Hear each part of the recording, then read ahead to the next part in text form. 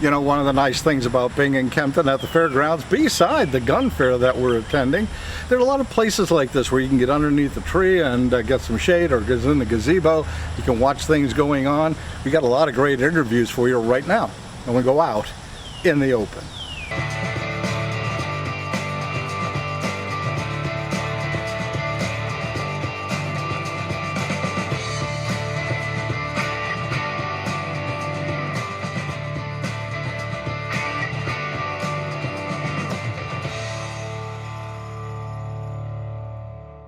Out in the Open is brought to you by statewide abstract and national abstract companies. For 35 years, the Pocono choice when you need a real estate title research company.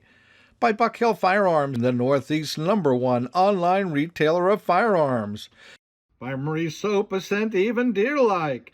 The Jug Handle Inn, great food and games in Cinnaminson. By Davy the Parakeet, available at Amazon Books.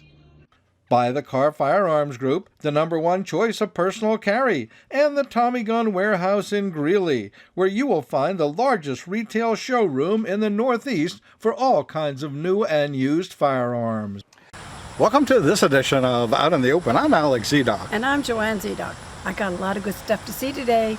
Follow me. Yeah, we do, absolutely. You know, all of these things and the vendors and other people who are out here, it's kind of warm. But, you know, it's not so bad. There are some air conditioning places that you can get in. But, boy, this is the epitome of gun shows. And I should say that and preface that with muzzleloader gun shows. Right. This is not your typical modern gun show type deal. This is anything you need and want, or think you want, or think you need. Building either your own muzzleloader or getting parts for a muzzleloader. Getting some information, learning about all the accouterments, all the things that people sell beside the guns themselves. Some fantastic builders, and an opportunity for you maybe to take part next year, because they're going to do this again next year, same place, same time. Sure. I don't want to build my own gun or any of them. I want them to do it for me, because there's so many wonderful things to see. That's why we want to show you. Absolutely. So stay tuned. We'll be right back. Do you own a parakeet or know someone who does? Davy the Parakeet is now available at Amazon Books for only $9.95. A true story of an elderly woman who was gifted a parakeet and who finds a deep understanding of the parakeet's chatter and body language. It's a testament to what humans can learn from animals. Davy the Parakeet is a great gift idea. Order Davy the Parakeet online today from Amazon Books. Only $9.95. Davy the Parakeet on AmazonBooks.com. Fishermen use anise oil to mask human scent on lures and bait, and deer don't object to anise either. You can use anise-infused soap every day. Get the all-natural, handcrafted sports bar with oil of anise from Marie Soap. Go to mariesoap.com. Order today. Experience the best at the Jug Handle Inn. Great food, great people, great experiences. Try the Jug's over-the-top tots, or indulge and enjoy in our monster burgers, or our famous award-winning Jug wings. Plus, nachos, fries, and fresh salads. Do the Jug for lunch, dinner, or a late-night snack. Just relax, unwind, and let our friendly Jug team take care of you. Come on by the Jug Handle Inn, where great food and good times meet. This is John DeWalt, and he's one of the principal people here at the Gunmakers Fair that we're so proud to be part of and come out and actually talk to so many people. There's so many good things happening here, and I'm sure if you missed it this year, you got to put it on your calendar for next year. John, this is fantastic. You're here Friday, Saturday, Sunday. Correct. You got a lot of vendors. Tell us a little bit about what people can expect. I guess it's going to be next year. Next year, bigger and better, hopefully. We've added vendors this year. We have 78 vendors on site, and we plan to add more as we find the room for them. And there's everything from seminars to everything that you need. Seminars on every subject, from horn making, bag making, rifle building. The blacksmiths are forging barrels on site. Every part that you need to gear yourself for an 18th century event is here, as well as to build a gun. And it just continues on and on. gets better and better. And as you said, if people are interested, certainly in any of the seminars, you got a whole list of things. Or if people have questions, I mean, I think this is a great place to come. If you got a question, you're building a gun or doing something, there's experts here, and they're not just from Pennsylvania; they're from all over the country. Oh, we have people that travel 12, 15 hours to come here just to give a seminar because they feel that much about this culture. We don't want it to die. We want to improve it. We want to lengthen it. This is a legacy for the 18th century muzzleloading culture. And that's basically what we're talking about when we're talking about gun building. Nothing modern here. This is all old style, you know, percussion flintlocks, muzzle loaders, all that kind of a thing. And the people, the accouterments, the people who you know, support that whole industry. Yes, Kerry Mazzarek, you know, with Horn and Fiber, carrying Clinton and Kerry Byers. They have horn straps. They have everything from flint strikers, you know, Cabin Creek muzzleloading, a full line of, you know, hand forged implements. We have loom weavers. We have hand weavers. You know, it's just such an immersive experience when you come here. Everything that you've ever heard about that you would need, it's here. Now we're in Kempton. Where's that? Oh, I don't know how to explain that, really. You're between Allentown and Reading. Yes. So it's right in the heart right there, out in the country. Yep. It's in the country, you know. The town of Kempton is well known for their fair that they have here, and any information that you would need actually about where we're at and how to get there is on our website, and that's www.gunmakersfair.com. Absolutely. So next year we're going to do this and come back again, and we'll be here for it. So we'll be looking for all the information about the Gunmakers Fair, and you should too. Thank you so much. Thank you. It's a pleasure.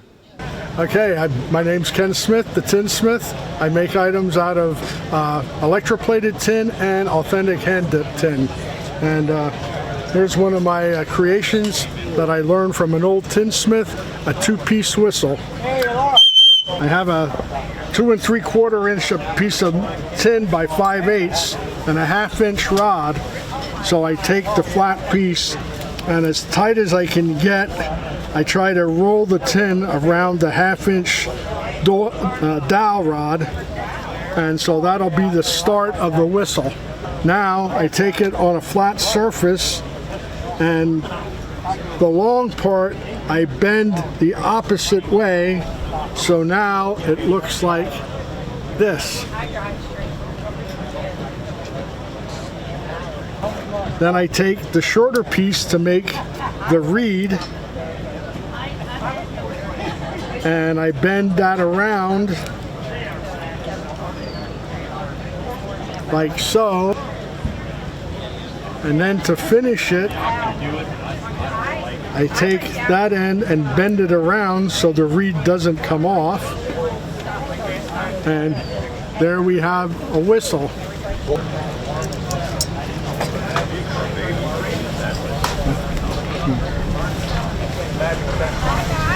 And you take your thumb and your finger to create the chamber around the round part,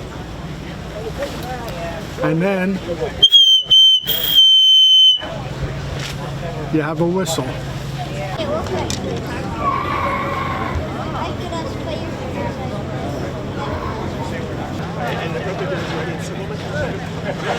Oh my God, I missed the quilt. We're talking with Edwin Perry, and he is formerly from Pennsylvania, now from Connecticut, and he builds some fantastic firearms. One in particular that I'd like to talk about is this gigantic gun that we see here. Edwin, tell me a little bit about that gun. That gun and those guns were built in the 18th century as a fortress protection. A rampart gun is another name for it. And they were handy because you could take them to a remote fort where there were no roads to take a real cannon. And they had a very long range, and they protected your fort or your blockhouse from harassment by musket fire. That's a gigantic muzzle, though. Does that have a caliber designation? Well, it's called a 4-ounce gun because it shot a 4-ounce ball. Also called a wall piece. In other words, it's 4 gauge, so you can get 4 balls out of a pound of lead. Wow, that's humongous. And what about the ignition system? Well, it's flint.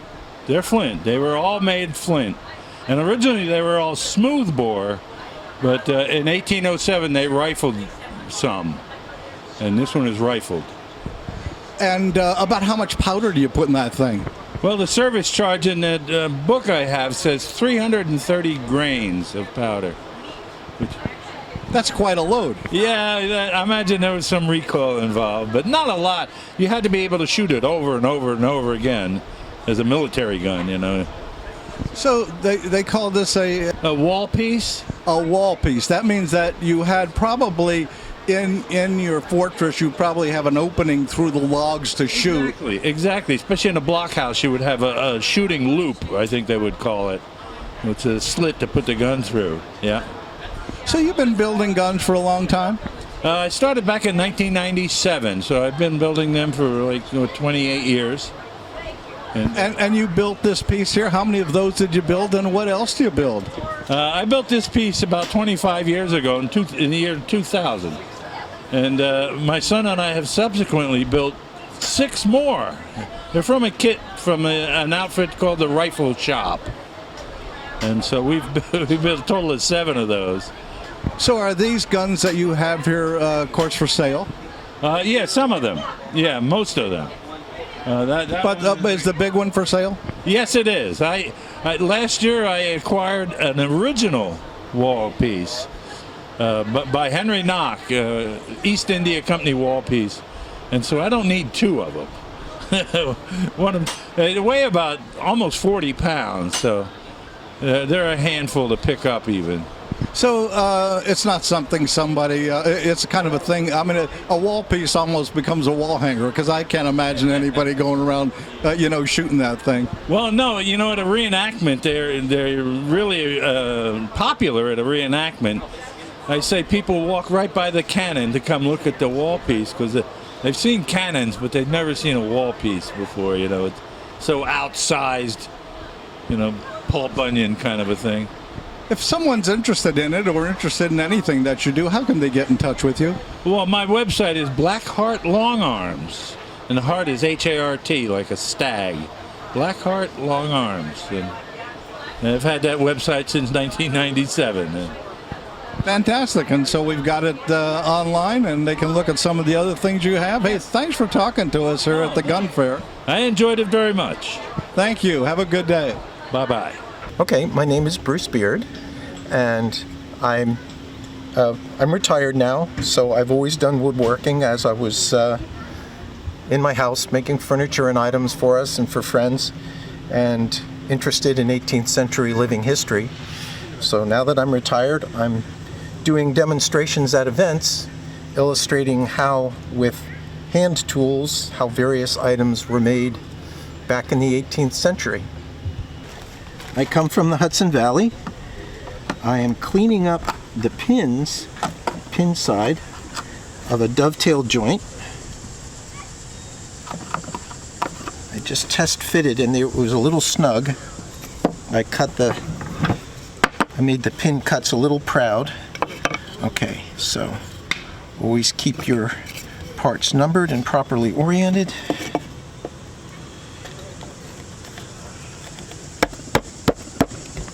And there you go. So now the way to dress this up, what'll happen is once the box is all done, you take the plane and you come back and you plane there's a little bit of excess that's protruding on both sides. You just come back with a plane and you come over and you clean that up, and it's all nice.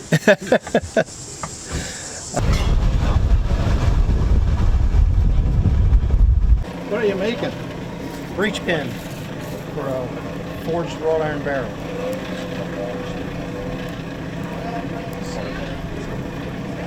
How hot is that? We're probably at around 2,000 degrees in the fire right now. The metal should be around 1,600.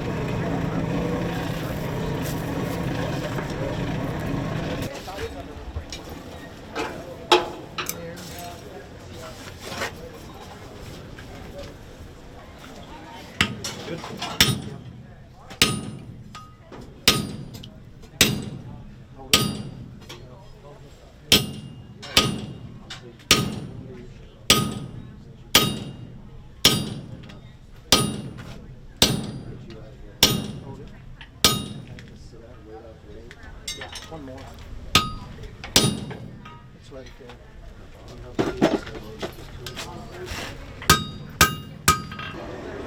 That's where we're starting, and then we'll pull this out to create the tang. The breech plug out of there. That's the efficiency in the cording. We're I think using inch and a quarter off the end of the bar to make something that's going to wind up to be almost 3.5 inches long.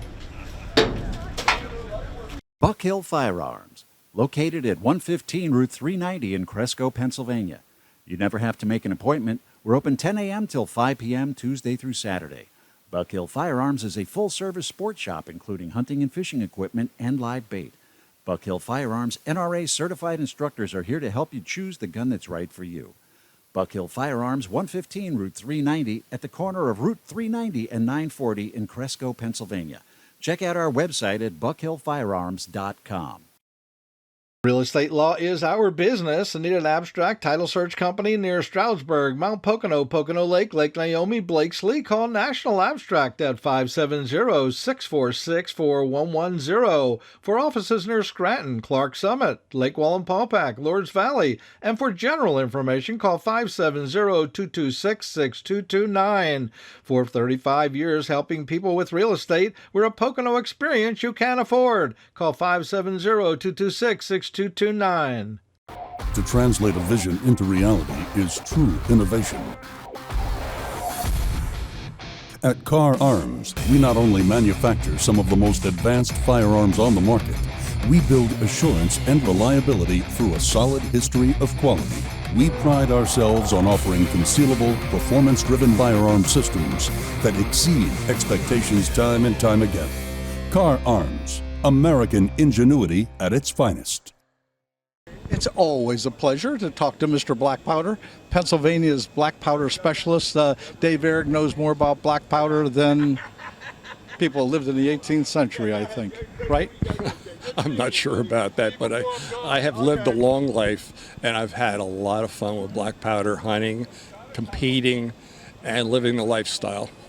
Instrumental, very instrumental in getting that particular season that we all enjoy, the muzzleloader flintlock season that happens after the holidays in December, January. And Dave, how did that all come about?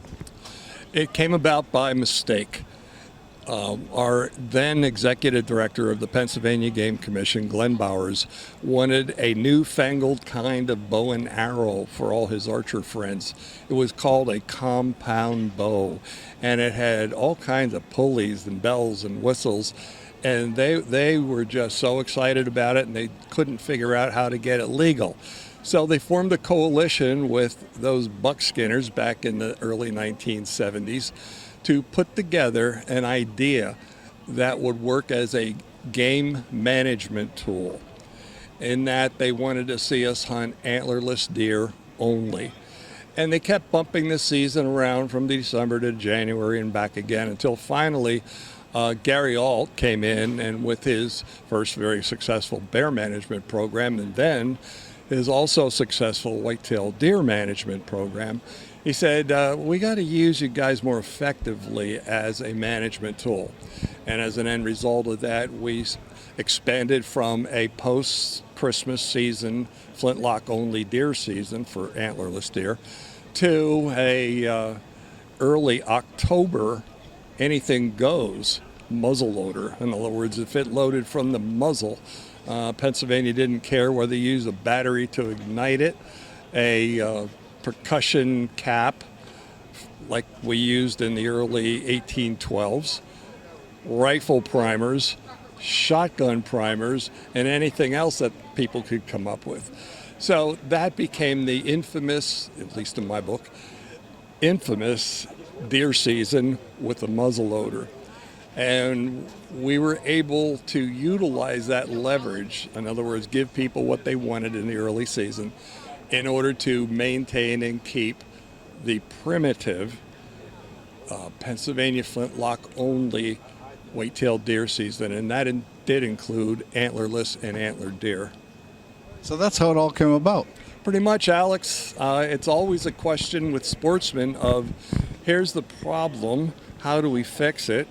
And it evolved. And it took a good 50 years until we reached the pinnacle that I think is the pinnacle right now, the 51st year of the Pennsylvania's muzzleloading deer seasons, and that's plural. And you also were instrumental in getting Pennsylvania, the Pennsylvania long rifle, named as the rifle, the state rifle. I'm going to give a gentleman, a very big gentleman that everybody knows in the state of Pennsylvania because of his artwork, Ned Smith, credit, because back in 1976, he said calling a Pennsylvania rifle a Kentucky rifle is like calling a ox a bull. He's glad for the compliment, but he much rather would have restored what was rightfully his. You see, the Pennsylvania flintlock rifle evolved right here in the Great Valley between the Delaware and Susquehanna rivers at the hands of Pennsylvania German, Scotch-Irish, French Huguenot gunsmiths. And from that mixture of cultures and all of the immigration at that time, everybody needed a rifle. You needed it for home protection. You couldn't call 911. There were no phone lines. And you needed it for securing meat for the family at the homestead, because most of the animals that were kept at that time were for either milk or cheese or lard or whatever. And it was just that important, not only for defense of the family and meat for the family, but protection for our budding independence. And here we are about to celebrate 250 years of independence from Great Britain and the rest of Europe. And it happened because of the Pennsylvania flintlock long rifle. So that's how it came about. Indeed. We're at the Gunmakers Fair. You are the editor of Muzzle Blast magazine, and still the editor of that. And so, you know, you've been around. I mean, you know everything there is to know about black powder. People are interested in Muzzle Blast magazine. They can subscribe to that, right? Yes, it's easy to get on the web at nmlra.org and sign up. It's as easy as that. As easy as that. Hey, thank you so much. Appreciate it. It's always nice to see you here in Kempton. Great to see you, Alex. Be well. I'm going to stay well. You too. Thank you. And you too, Joanne. This is Neil Eddington, and he is first vice president of the MLRA. It's like the NRA, but it's for black powder people, right? Correct. And you have a website, something people can get more information? Yep, nmlra.org. And anybody can join. You join and get the magazine, and you get a lot of other things. Yep, you can join online. You can call into the office. The ladies in there will help you understand what you need to do. It's a great organization. We help a lot of young shooters as well. Lots of great programs. You've been shooting for a long time? Yeah. What do you prefer? You shoot flintlock? I shoot both. I shoot flint and bench. I shoot percussion. I shoot black powder cartridge. I shoot all over the country. Just got back from Raton, New Mexico. Win any awards? Yeah. I'm in the Shooters Hall of Fame. You're in the Shooters Hall of Fame. Black Powder Shooters Hall of Fame? Where is that located?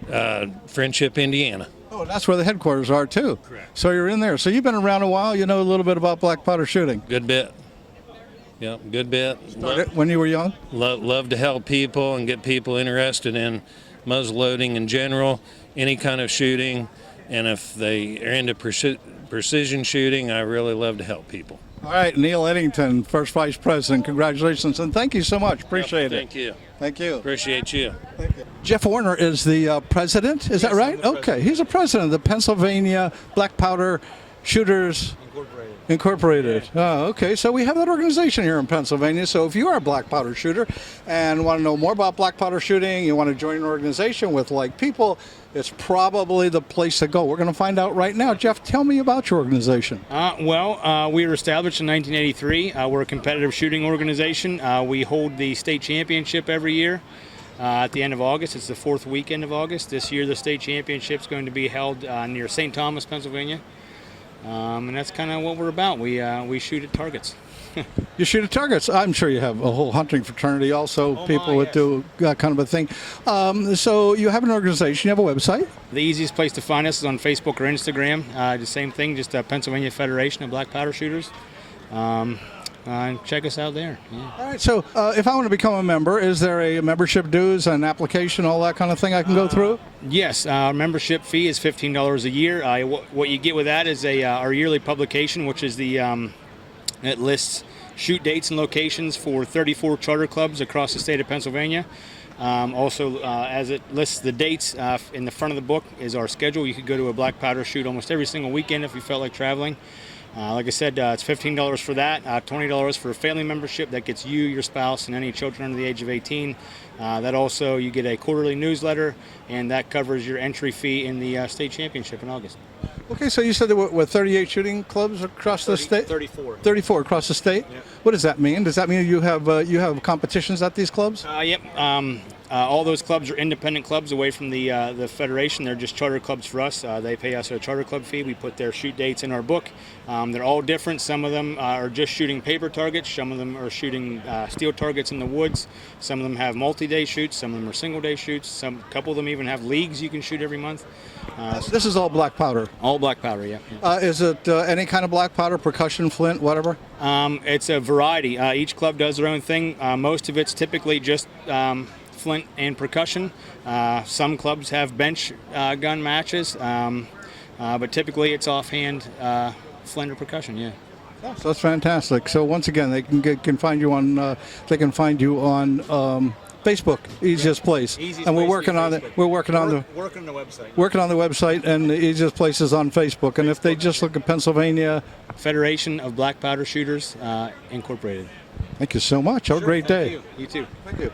Thanks. Appreciate it. Well, Joanne, what do you think? I mean, we did our tour. We're back in our same spot because it's kind of nice and quiet, and we walked the grounds. There's so much to do and see. Right. And if we had the time, I mean, if we were interested in one little thing like seeing a seminar on making a stock or finishing your gun, or how to get started in the beginning, we could go sit in a seminar for an hour and do that, but we did have some interviews we wanted to do and people we wanted to talk to.